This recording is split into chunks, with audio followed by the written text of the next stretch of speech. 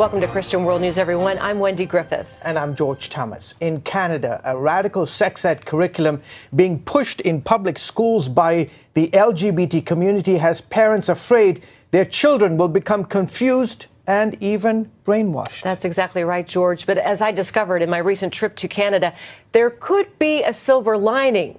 This issue is waking up a sleeping church. A family can be made up in many different ways. It's called SOGI, for Sexual Orientation and Gender Identification, a curriculum that teaches public school students across Canada to celebrate the homosexual lifestyle and that gender is fluid. In other words, your gender is not dependent on what parts you were born with, but rather what you feel like in the moment. There's people that are boys, there's people that are girls, there are people whose gender might be a little bit of both or might even be neither. Lessons include books about transgender children, such as 10,000 Dresses, and songs like the Rainbow Song. Gender won't decide the choices we make. Some boys like dressing up, some girls like catching snakes. The SOGI curriculum started in British Columbia in 2016 and is quickly spreading throughout Canada. I just thought, who decided that this was okay to teach our children? Author and inspirational speaker Laura Lynn Tyler Thompson is a leading voice against the SOGI curriculum. And we are seeing the results of that now because some kids are reacting very emotionally and saying, and they're in fear. Will I suddenly struggle with feeling like a different gender inside of my body? Carrie Simpson of Culture Guard, another leading opponent, calls the curriculum nothing short of child abuse. All those beautiful qualities that make young girls, beautiful girls and women, are being basically vilified. The things that make our boys boys are being, taken from them. So things of equating young men to being strong protectors is something that's now evil. But Morgan Auger, a transsexual and supporter, claims it's about acceptance, not indoctrination. The idea is to teach kids that there are gay kids and there are trans kids and there are trans parents and gay parents in our society, and everybody's wanted and desired. After all, that's what our Human Rights Code says, and it's the role of schools to teach the following of our laws, right?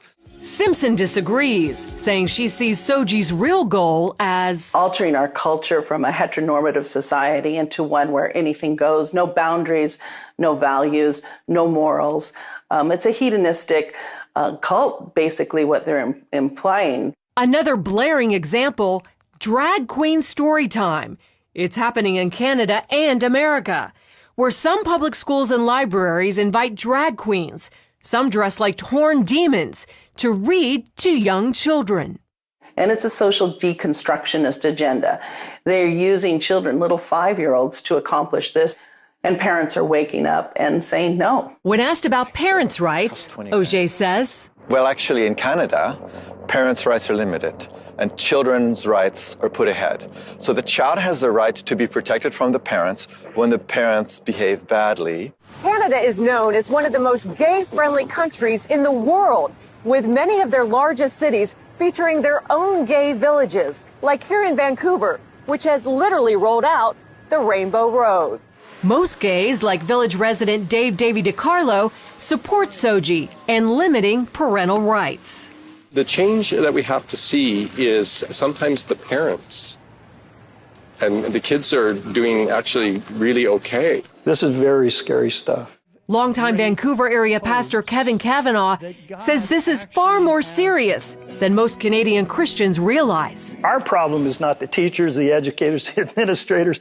This is a battle in the heavenlies. He says Satan is going after their most vulnerable, the children.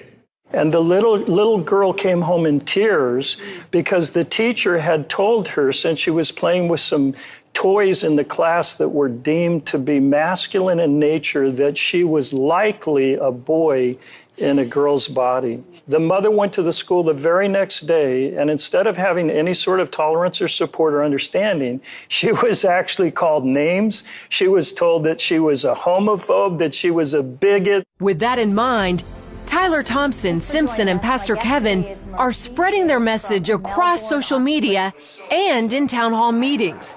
The pro-gay backlash has been fierce. And the hatred and the anger and the bullying that came against us, even though we said, we love you, we don't take from you the opportunity and the freedom to live as you choose.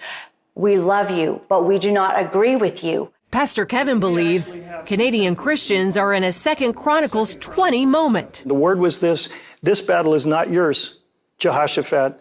This battle is the Lord's. And the church is beginning to prepare for what it takes to fight for our kids. And George, this battle is unfortunately far from over, but some Christian leaders say it could be the issue that wakes up a sleeping church in Canada. What's been the reaction to the story? Well, the story